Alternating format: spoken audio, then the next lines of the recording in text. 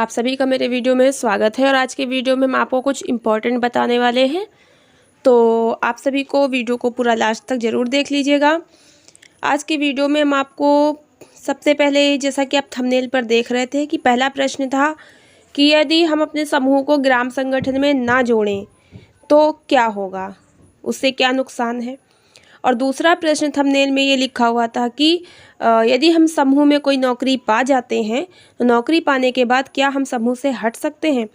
तो आज अपने इस वीडियो में मैं इन दोनों ही प्रश्नों के उत्तर आपको अच्छे से समझा दूंगी। सबसे पहला प्रश्न जो था कि ग्राम संगठन में यदि समूह को ना जोड़े तो क्या होगा, तो सबसे पहले आपको यही हम समझाने वाले हैं। तो ध्यान से समझ लीजिए कि देखिए, गांव में जो समूह बनते हैं, स्वयं सहायता समूह, वो एक गांव में कई सारे हो सकते हैं और उन सब समूहों की देखभाल के लिए ग्राम संगठन बनाया जाता है। एक गांव में ग्राम संगठन भी 1, 2, 3 हो सकते हैं। समूहों की संख्या के आधार पर ग्राम संगठन बनाए जाते हैं।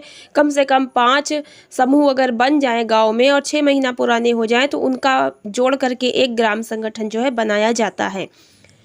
तो ग्राम संगठन, जैसा कि आप इस समय स्क्रीन पर एक पिक देख रहे हैं, इसमें आप जो बीच में ये देख रहे हैं ये ग्राम संगठन है और जो 4 कोनों पे देख रहे हैं ये आप मान लीजिए कि समूह हैं। यहाँ पे 4 समूह दिखाए गए हैं फिलहाल, तो इनको आप समझ लीजिए। देखिए, हर समूह से 2-2 दीदियाँ जो हैं वो उठकर ग्राम संगठन में जा रही हैं। पिक में आप देख रहे हैं।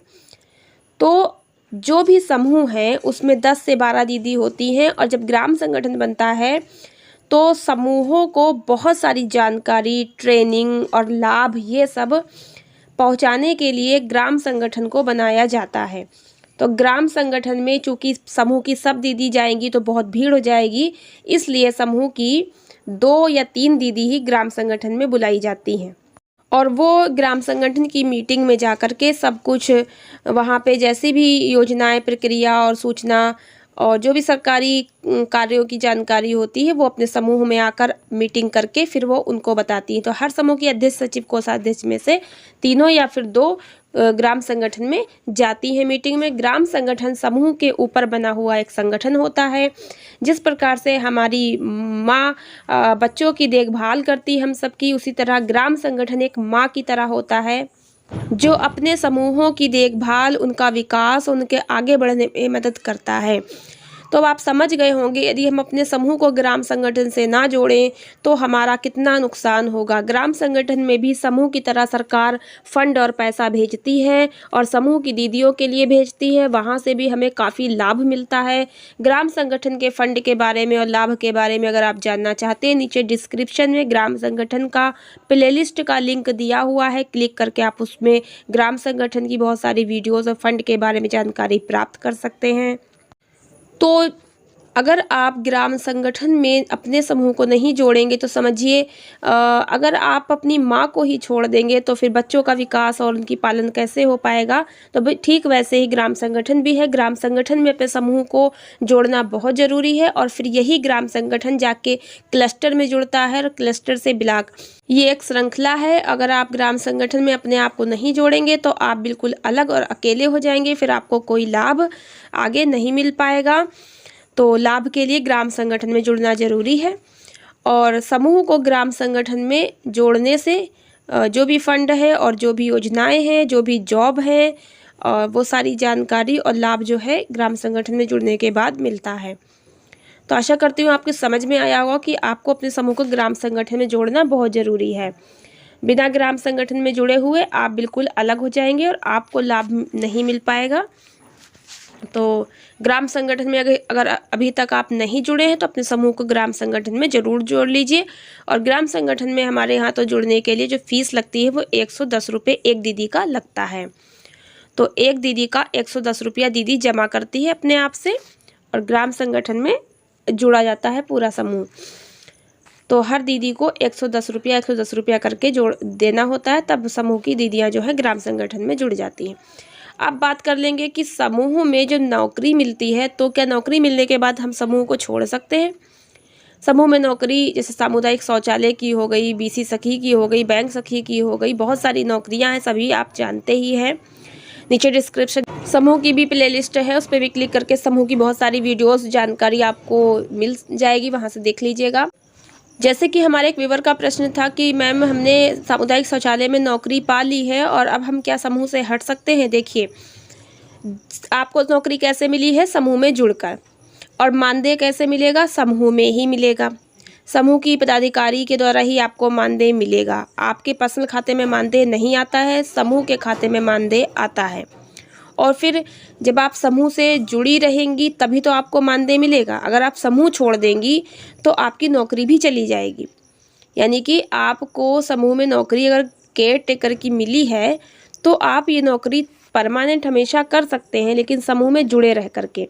समूह को छोड़ देंगे तो आप समूह से अलग हो गए, निकल गए। जब समूह से निकल गए तो इसका मतलब समूह का केयर टेकर ही निकल गया, हट गया, तो अब दूसरा केयर टेकर रखा जाएगा। भाई, आप किसी भी नौकरी को जो है कर रहे हैं तो उसमें आपको ऑफिस जाना होता है, संस्था में आप जुड़े होते। जब आप किसी संस्था को ही छोड़ देंगे तो आपकी नौकरी चली जाएगी ना, फिर आपको वेतन कहाँ से मिलेगा, कैसे मिलेगा। इस प्रकार से समूह में किसी प्रकार की भी नौकरी हो, बीसी सखी की हो, बैंक सखी की हो, किसी प्रकार की भी नौकरी हो, अगर आपको समूह में नौकरी मिली है तो आपको समूह में जुड़े रहना पड़ेगा, समूह को छोड़ नहीं सकते हैं। साथ ही हम आपको एक और इम्पोर्टेंट बात बता दें कि देखिए, बहुत से दीदी हमारी ये सोचती हैं कि समूह में हमको तो कोई जॉब नहीं मिली या कोई लाभ नहीं मिल पा रहा है, कोई काम नहीं मिल पा रहा है, समूह से हटना चाहती हैं, समूह बहुत से लोग छोड़ देना चाहते हैं। देखिए दीदी, समूह से अगर आप जुड़ गई हैं, समूह चल रहा है, समूह से बिल्कुल मत हटिए। समूह में बराबर अपना पंचसूत्र का पालन करते रहिए और जुड़े रहिए। अभी लाभ नहीं मिला है, आगे लाभ मिलेगा। और साथ ही आपको बता दें, अगर आज आपने समूह छोड़ दिया तो आगे आप समूह के लिए परेशान हो जाएंगे बनवाने के लिए, लेकिन आपका समूह आगे चल के नहीं बन पाएगा। और फिर जितना पुराना समूह होता है उतना ज़्यादा लाभ मिलता है। आपको अगर कोई दिक्कत परेशानी है तो अपने ब्लॉक पे जा कर के उस समस्या को कह सकते हैं, बता सकते हैं। संपर्क करिए अधिकारियों से, अपनी बात कहिए। जो भी समस्या आपको आती है ब्लॉक पे जाइए, समूह सखी से नहीं बात बनती है, क्लस्टर में जाइए, ब्लॉक पे जाइए, अपनी बात को कहिए, IPRP से कहिए, BMM से कहिए। तो जब आप अपनी बात को अधिकारियों से कहेंगे तो आपकी बात को सुना जाएगा, और जो है बार बार कहेंगे, सुना जाएगा और आपकी समस्या का समाधान होगा। लेकिन समूह से हट जाएंगे तो ये सबसे बड़ी आपकी गलती होगी, बाद में आपको पछताना पड़ेगा।